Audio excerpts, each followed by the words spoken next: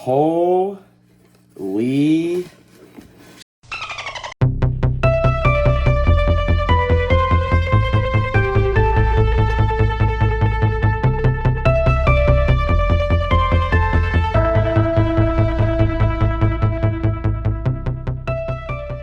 What is up, everybody? My name is Sam. Today we are doing an awesome unboxing for a species I've been wanting to get for so very long.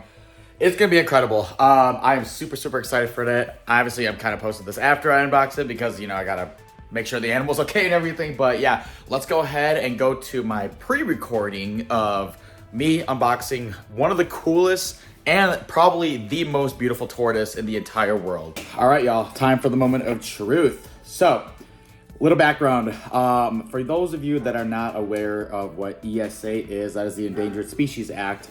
And essentially, that means that any animals under this act cannot be sold over state lines. They can only be gifted. So, I live in Tennessee. Although we have two of the best AZA facilities probably in the country when it comes to working with endangered turtles and tortoises, one of them being Zoo Knoxville and one of them being the Tennessee Aquarium, we do not have a lot of private keepers that own many ESA species. So I am really trying to make that an opportunity here for fellow turtle keepers. And there's not a lot of us here in this area of the country, but it would be nice to get some more. So one of my top 3 favorite species of all time. Let's go ahead and start unboxing this animal.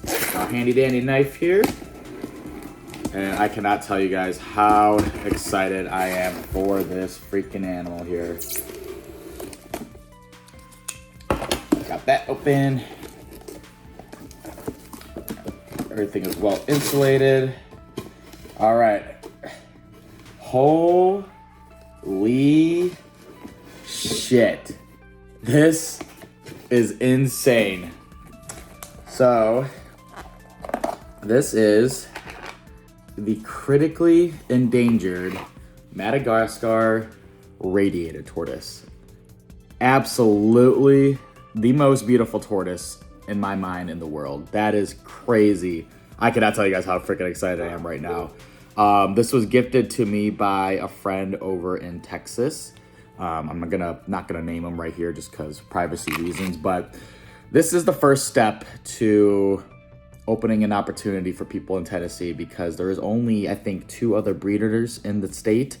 One of them is very low key. He's not really in the public eye, and the other one is a zoo official. So this is our opportunity for future endeavors. It's gonna be many years before I'm breeding them, but I do have a couple other people who have mentioned they may gift me some, and I'm really hoping that follows through. So yeah, let's go ahead and kind of, you know, talk about this animal a little bit. So I don't know what the sex is of this animal right now. It is still too young to tell, but at this point, it doesn't really matter too much.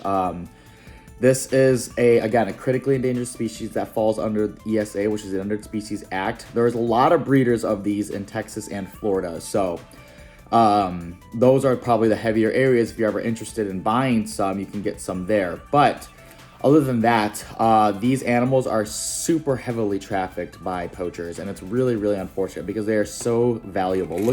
And you can tell why. Look at the beautiful colorations on these. They vary and all that as well. But, you know, there's been many confiscations done by like the TSA, which is the Turtle Survival Alliance, and a couple other organizations because they're so sought after. And Madagascar is a very poor country where, unfortunately, locals will need to poach them because they have no other way to survive. Now, I don't agree with it. I think they should be severely punished, but at the other hand of things, you can kind of see why they do it. It's because they don't have anything else they can do to get money. Other than that, you know, this animal, I don't think there's any chance of them going extinct, just because there's so many breeders in the country with them, but their wild populations are still at risk, obviously, and we don't want that to happen in the wild. Now, there is a lot of reintroduction programs going on. One of them with Zoo Knoxville, I think it's called the SAFE program, where they are working with the Turtle Survival Alliance to reintroduce these guys back into the wild. And they're having a lot of success with this. So that's a really good thing. But at the end of the day, this species, along with many others, they do need a lot of our help.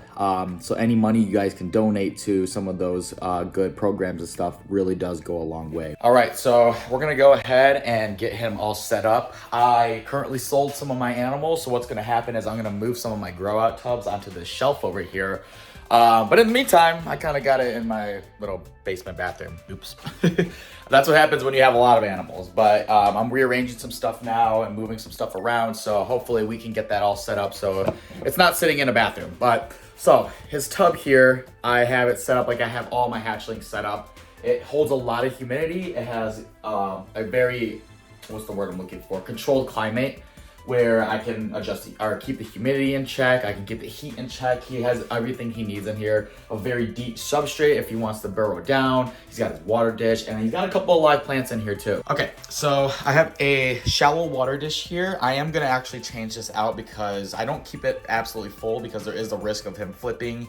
So I am gonna get more of a cottage cheese lid to switch out for this. I got his little food dish, and then I have just a pothos plant, and then I think it was called a friendship plant. These are safe for turtles and tortoises.